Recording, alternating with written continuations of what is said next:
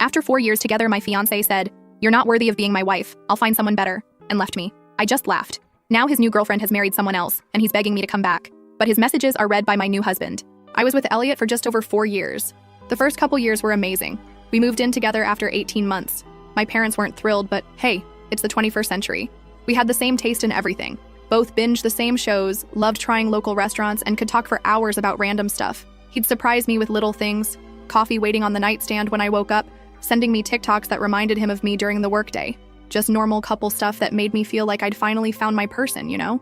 When he proposed on our 3rd anniversary, I was beyond excited. Just a quiet moment at the lake where we had our first date. The ring wasn't huge, which was fine, but it was perfect. I posted the obligatory ring pic on Instagram, called my mom crying, and immediately started planning our wedding for the following summer. But something shifted about 6 months after we got engaged. It was subtle at first. Little comments about my appearance that weren't exactly compliments. He started saying things about how that dress would look better if I toned up more. Or maybe I should try a different hairstyle. Something more sophisticated. I'd laugh it off, but these comments started coming more frequently. Then it expanded beyond my appearance. He started mentioning how I should be more ambitious. He'd question things I said in front of his friends, making me feel stupid when I didn't know something he thought was obvious. He even started making comments about my family being too simple, and how I needed to elevate myself if I was going to be his wife. I wish I could say I immediately stood up for myself, but I didn't. Instead, I started believing him. I changed my hair, bought new clothes, started working longer hours. I even took online courses because he said I needed to be more cultured.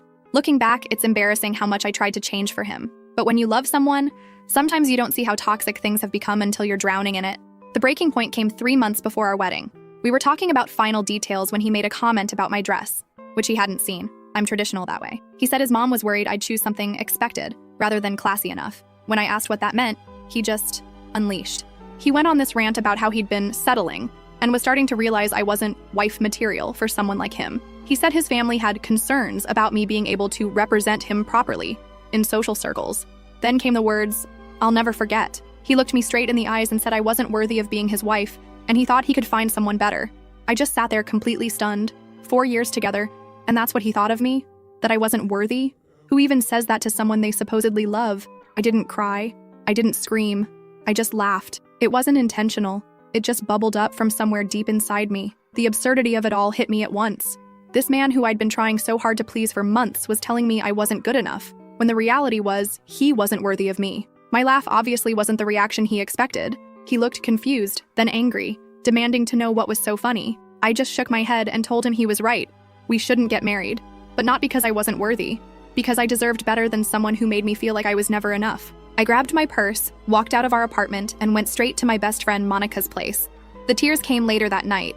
4 years is a long time to invest in someone, and realizing it was over hit me hard. But underneath the sadness was this weird sense of relief, like I'd been carrying this heavy backpack and someone had finally taken it off. Elliot called and texted constantly over the next few days. At first angry, calling me dramatic and saying I was overreacting. Then apologetic, saying he didn't mean it and was just stressed about the wedding. Finally, condescending again, telling me I was making a huge mistake and would regret walking away from him. I stayed with Monica for 2 weeks while figuring out next steps. Canceling the wedding was a nightmare. PSA. Wedding insurance is worth every penny, y'all. But my friends were amazing. They helped contact vendors, return gifts, and break the news to guests. My parents were supportive too, though I could tell my mom was worried about what people would think. Small town gossip is brutal. The hardest part was going back to get my things. I deliberately went when I knew he'd be at work, but he showed up halfway through my packing. He switched between begging me to reconsider and coldly telling me I was making the biggest mistake of my life. He actually said, "Good luck finding someone else at your age," as if 29 is ancient, lol. What struck me most was how he seemed more concerned about appearances than losing me. He kept saying things like, "Everyone's going to be talking about this," and "My family has already told everyone about the wedding." Not once did he say he loved me or would miss me. That's when I knew for sure I was making the right choice. I found a small apartment across town and threw myself into making it my own space. It was the first time I'd lived completely alone, and honestly, it was freeing. I could decorate however I wanted, watch whatever shows I liked without commentary, and just exist without being evaluated. The first month was rough. I'd wake up reaching for him, or think of something I wanted to tell him before remembering we weren't together anymore. But slowly, I started rediscovering parts of myself that had gotten lost in our relationship. I picked up hobbies I'd abandoned because he found them childish. I reconnected with friends I'd drifted away from because he didn't click with them. About 6 weeks after the breakup, I heard through mutual friends that Elliot was telling people I'd had some kind of mental breakdown, and that's why I ended things. Classic Elliot, rewriting history to protect his ego. I considered setting the record straight, but realized it didn't matter what people thought. The people who mattered knew the truth. What surprised me most was how many messages I got from friends checking on me and offering support. Several people confided that they'd noticed how Elliot spoke to me and had been concerned. One of his cousins even reached out to say she was proud of me for walking away. That validation helped on days when I second-guessed my decision. Through all this, Elliot's texts became less frequent, but more manipulative. He'd send things like, "Just saw your favorite movie is playing at the theater," or "Remember that restaurant we always wanted to try? Finally went there today."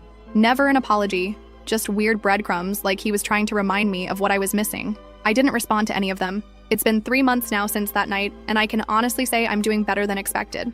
My apartment feels like home. I've been doing better at work. Turns out I am ambitious when I'm not being told my job isn't good enough. I've even started dating again. Nothing serious, just coffee meetups to remind myself there are decent men out there.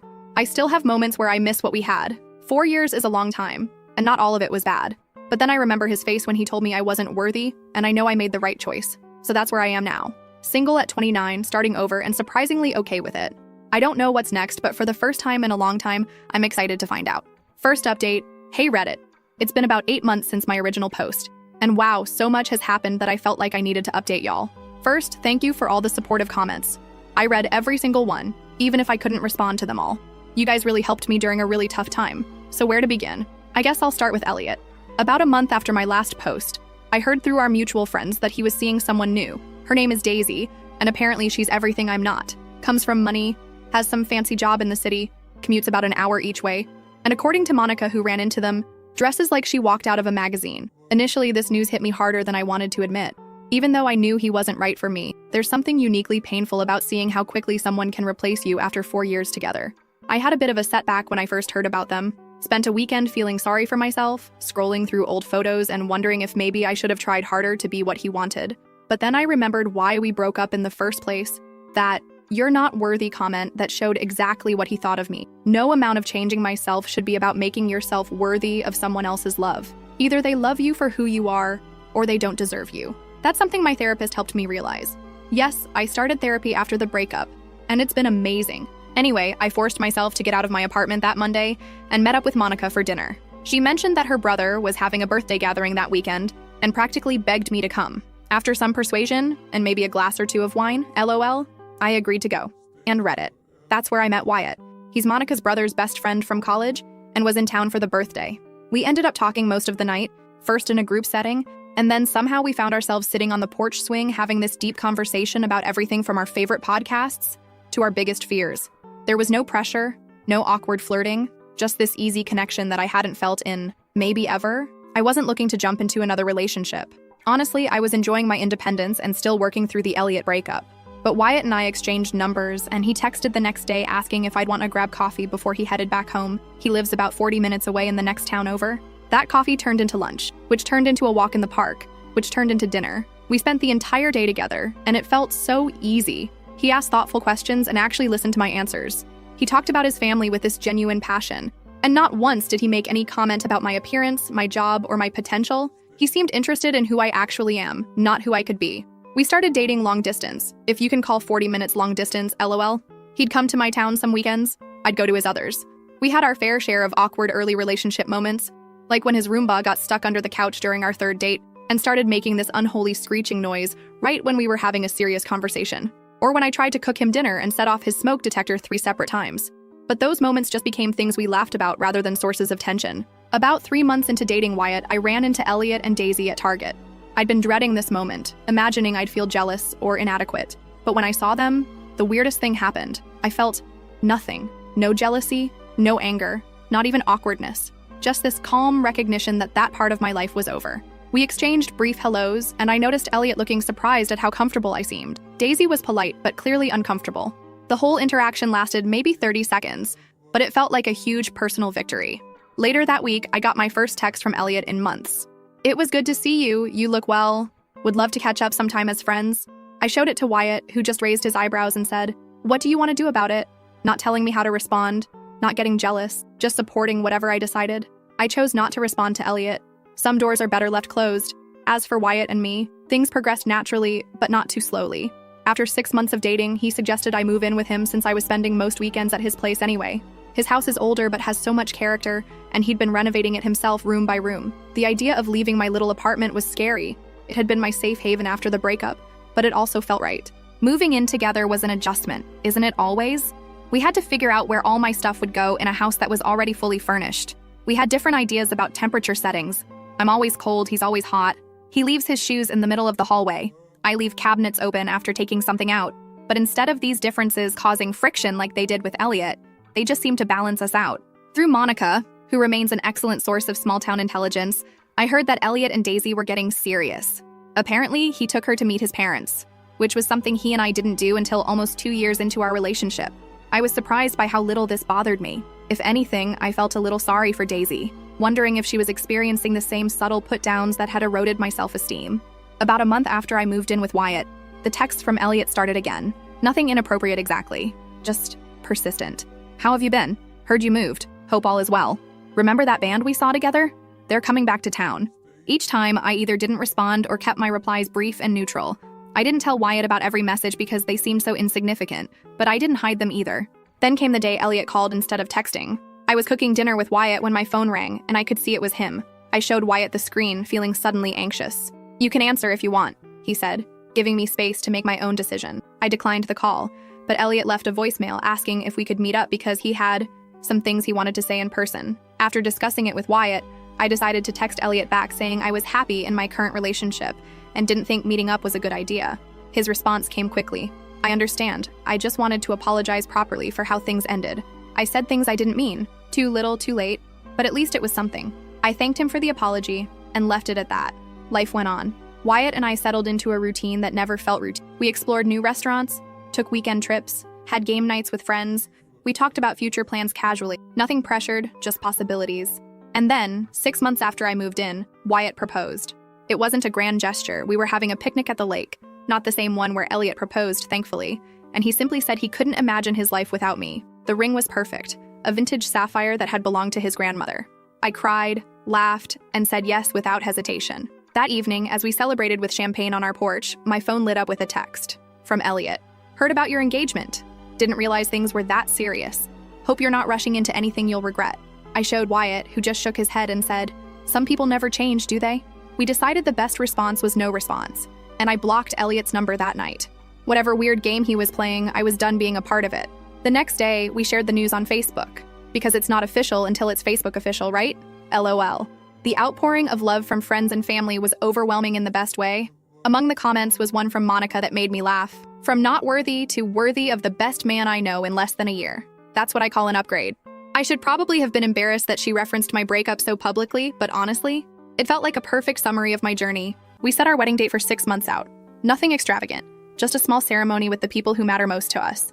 That's next month now, and I'm feeling nothing but excitement. No anxiety, no second thoughts. Just certainty that I'm exactly where I'm supposed to be. Oh, and the cherry on top of all this, through the grapevine, small towns I swear nothing stays private, I heard that Daisy broke up with Elliot last week. Apparently, she reconnected with an old flame and realized she had settled for Elliot. The irony isn't lost on me. So that's my update. From being told I wasn't worthy to finding someone who makes me feel valued every single day, sometimes the worst endings lead to the best beginnings, right? I'll update again after the wedding if you guys are interested. Thanks again for all your support on my original post. It truly helped me through one of the toughest periods of my life. Second update, hey Reddit. It's been a while since my last update, almost 6 months. And I'm back with more tea to spill. Life has been an absolute whirlwind, and honestly, I wasn't planning on posting again. But the latest developments are too wild not to share. So where did I leave off? Right. Wyatt and I were engaged, and we'd set our wedding date. Wedding planning was so different this time around. With Elliot, everything was about impressing his family and friends. With Wyatt, we just focused on what would make us happy. Small ceremony, close friends and family, nothing extravagant, but everything meaningful. No debates about whether the napkins were the right shade of blue or if my dress was sophisticated enough. Ugh, still can't believe I put up with that. About 2 months before our wedding, Monica dropped the biggest bombshell. Remember Daisy? Elliot's perfect girlfriend who was everything I wasn't? Well, apparently she'd been spending time with Monica's brother Barry while commuting to the city for work. They started as train buddies, then coffee friends, and then more than friends. She broke things off with Elliot rather suddenly, and he was apparently devastated. I wish I could say I felt bad for him, but karma comes for us all eventually, lol. According to Monica, he was telling everyone who would listen, that Daisy had blindsided him, and that he didn't deserve this kind of treatment. Sound familiar? In the weeks leading up to the wedding, I started getting more texts from Elliot. I'd blocked his number after my engagement, but he started messaging me on Instagram. Just casual stuff at first, congratulating me on my engagement, again, asking how wedding plans were going. I ignored most of them, but occasionally sent brief, polite responses. Then the messages got more personal. I've been thinking about us a lot lately, and I realize now I made a huge mistake. I showed Wyatt everything, and he just shook his head. The week before our wedding, the messages increased. Can we talk? Just for closure? I'd like to apologize in person for how I treated you. Are you sure you're making the right decision? That last one got me. The audacity of this man to question my decision when he was the one who said I wasn't worthy of being his wife. I stopped responding completely. Our wedding day was perfect in all the imperfect ways that make something real. It rained in the morning, supposedly good luck. My veil got caught on a rosebush during photos, and Wyatt's nephew announced he had to pee right in the middle of our vows. But none of that mattered. We were surrounded by people who genuinely loved us for who we are, not who they wanted us to be. And yes, Elliot tried calling me 3 times during the wedding. My maid of honor, Monica of course, had my phone and just silenced it. When she told me later, we both laughed. Imagine thinking your ex would answer your call on her wedding day. We honeymooned in a little beachside town about 4 hours away. Just a cute Airbnb with an ocean view. We spent our days exploring local shops, eating too much seafood, and just enjoying being together without wedding stress. It was the most relaxed I'd felt in years. When we got home, I had 17 missed calls from Elliot, plus a string of Instagram messages that started with, "I need to talk to you," and progressed to, "Please don't ignore me." And finally, "I made a huge mistake letting you go." I showed Wyatt, who looked concerned rather than jealous. "Do you want me to talk to him?" he offered. Maybe he'd finally get the message. I hesitated, then nodded. The opportunity came sooner than expected. We were unpacking from our honeymoon when my phone rang. Elliot again. Without missing a beat, Wyatt picked it up and answered cheerfully, "Hello, Ruby's phone." There was a long pause. Then Elliot asked if Ruby was available.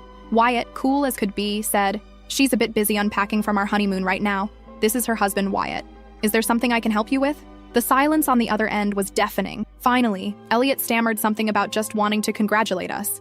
Wyatt thanked him politely, told him we appreciated the thought, but that Ruby had moved on completely and would prefer not to keep in contact. He wasn't rude or aggressive, just calm, direct, and firm. After he hung up, I just stared at him in amazement. No drama, no jealousy, no insecurity, just setting a healthy boundary. That is what a real partner does. Elliot hasn't called since. He sent one last message. "I understand now. I'm sorry for everything. You deserve to be happy." It felt like the final page of a chapter I'd been trying to close for a long time. Looking back on everything that's happened in the past year and a half, it's strange to think how devastated I was when Elliot told me I wasn't worthy of being his wife. At the time, it felt like my world was ending. Now I realize it was actually beginning. I'm not sharing this update to gloat or seek validation, though your supportive comments on my previous posts helped me through some really tough times. I'm sharing because I want anyone going through something similar to know that sometimes the worst moments of your life can lead you to exactly where you're supposed to be. Wyatt and I are talking about buying a house now. Just somewhere to build our life together. Somewhere that's ours from the beginning, with no ghosts of relationships past. So that's where I am now. Happily married at 30, starting a whole new chapter, and finally understanding what it means to be truly valued by someone. I might post one more update down the road, but for now, life is good. Better than good. It's exactly as it should be. Thanks for reading, Reddit. Your support has meant more than you know. Last update. Hey, Reddit! It's been almost a year since my last update, and I genuinely thought I was done posting about this saga. But life has a funny way of giving you closure when you least expect it, and I just had to share this final chapter with you all. So, Wyatt and I have been married for 15 months now. After months of searching, we finally found our first house together about 4 months ago. A 3-bedroom ranch-style home built in the 90s with some interesting wallpaper choices and a kitchen that desperately needed updating. But it has a big backyard for our future dog, still debating between a golden retriever or a rescue mutt, and it's ours. Home ownership has been a wild ride so far. The day after we moved in, the dishwasher decided to flood the kitchen floor. 2 weeks later, we discovered a family of squirrels had been living in the attic. And don't even get me started on the bathroom sink that randomly gurgles in the middle of the night. But honestly, working through these little disasters together has been strangely fun. Wyatt and I make a good team. He's better at the heavy lifting. I'm better at organizing the chaos. After getting mostly settled, we decided to host a housewarming party. Just a casual Saturday afternoon gathering with about 20 friends and family members. I spent days cleaning every corner, arranging snack platters, and making sure our new place looked presentable, despite the half-finished painting project in the hallway. The party was going great. Monica brought her famous buffalo chicken dip. Wyatt's brothers helped set up the new patio furniture, and everyone was mingling comfortably between the living room and backyard. I was in the kitchen refilling the ice when Monica came in with this weird look on her face. She told me that Elliot was outside. Yes, that Elliot. My ex, who wasn't in any way invited to our housewarming party. Apparently, he'd shown up completely unannounced, carrying a bottle of wine and looking slightly disheveled. Monica had intercepted him in the driveway and was trying to figure out how to tell me without causing a scene. My first reaction was annoyance. This was our day in our new home. The fact that he thought he could just show up after everything. Ugh. But then I took a deep breath and realized I wasn't even nervous about seeing him. That knot in my stomach that used to appear whenever I thought about running into him, completely gone. I told Monica to let him in. It seemed easier than creating drama by turning him away, and went to find Wyatt, who was showing his dad the garage storage system he'd installed. When I explained the situation, Wyatt just raised his eyebrows and asked what I wanted to do. Again, no jealousy, no territorial nonsense, just support. Have I mentioned how much I love this man? We decided to greet Elliot together, keeping things civil but not overly friendly. When we walked outside, he was standing awkwardly by the snack table, looking out of place. He'd clearly had a few drinks before arriving. Not sloppy drunk, but definitely loosened up. He handed me the wine bottle, which, ironically, was the exact same kind he used to criticize me for buying because it wasn't sophisticated enough. The conversation started painfully polite. He complimented the house, asked standard questions about the neighborhood, mentioned the weather, all while giving Wyatt these weird side glances. I could feel the tension building, but kept things moving along, introducing him to people as an old friend, which felt generous but seemed simpler than ex-fiancé who told me I wasn't worthy of him. Things took a turn when one of Wyatt's cousins innocently mentioned how happy Wyatt and I seemed, and how perfect we were for each other. Elliot mumbled something under his breath that sounded suspiciously like, "She wouldn't be here without me." When I asked him to repeat himself, the floodgates opened. He launched into this bizarre speech about how he had prepared me for Wyatt, how his criticisms had motivated me to improve myself, and how I should actually be grateful for our breakup, because it led me to where I am now.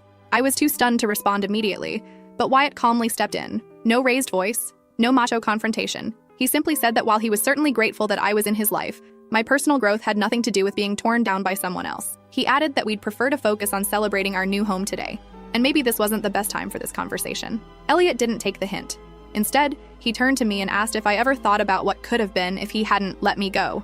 His words, not mine, as if he didn't tell me I wasn't worthy. The way he said it, like he was doing me a favor by considering taking me back, instantly transported me back to that night, when he'd broken my heart and my spirit in one fell swoop. I told him, as gently but firmly as I could, that I never think about what could have been, because I'm too busy being grateful for what is. That breaking up was the best thing that could have happened to both of us. And that worthy isn't something someone else gets to decide for you. It's something you realize about yourself. The look on his face was complicated. Surprise, confusion, maybe even a flash of regret. For a moment, I thought he might actually understand what I was saying, but then he looked around at our friends, our home, our life, and something shifted in his expression. He muttered something about how I'd changed, like that was a bad thing, and that I didn't used to be this cold. Before I could respond, Monica stepped in with perfect timing. She mentioned that she'd run into Daisy and Barry last weekend at the farmer's market. Apparently, they're expecting their first baby in the summer and just bought a house across town. She showed us all a picture on her phone, and they looked genuinely happy. Watching Elliot's face as he processed this information was like watching someone solve a difficult math problem. He seemed genuinely shocked that Daisy had moved on so completely. When Monica casually mentioned that Daisy had told her the relationship with Elliot had been a learning experience, ouch, I thought he might actually explode. Instead, he drained his drink, mumbled something about having another commitment, and headed for the door. Wyatt, ever the gentleman, walked him out while I stayed behind with Monica, both of us trying not to make eye contact until he was gone to avoid bursting into inappropriate laughter. When Wyatt came back, he just shook his head and said Elliot had asked him, man to man, if I was always this stubborn. Wyatt told him he preferred the term self-assured and suggested Elliot take an Uber home since he'd clearly been drinking. The party continued without further drama, though I noticed a few curious glances and definitely heard some whispered conversations. Small town life. This will probably be local gossip for at least 3 weeks, LOL. The next morning, I woke up to a text from Elliot. I'm sorry for yesterday. I didn't mean to cause a scene. I hope you're happy. Simple, a bit ambiguous, but probably the closest thing to closure I'll ever get from him. I didn't respond. Some conversations are better left ended. So that's it, Reddit. Life isn't perfect, of course. Our roof needs replacing sooner than we thought. We argue about whose turn it is to take out the trash. I still sometimes struggle with the echoes of insecurity that Elliot planted. But through it all, I've learned that worthiness isn't something you earn through changing yourself to please someone else. It's something you recognize when you're finally with people who never questioned it in the first place. Your support advice, and kind words helped me through some of my darkest days. I won't be posting any more updates, for real this time, but I'll be here in the comments if anyone has questions.